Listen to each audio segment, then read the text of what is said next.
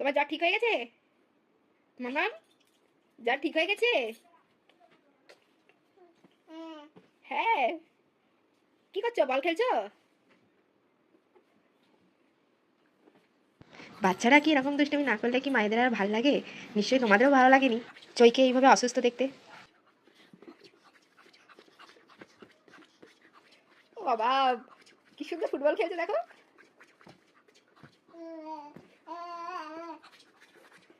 তুমি বড় হয়ে ফুটবলার হবে?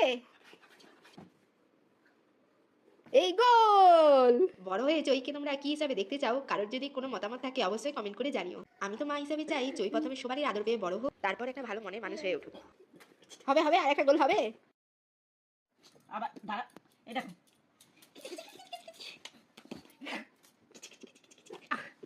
বসো তুমি।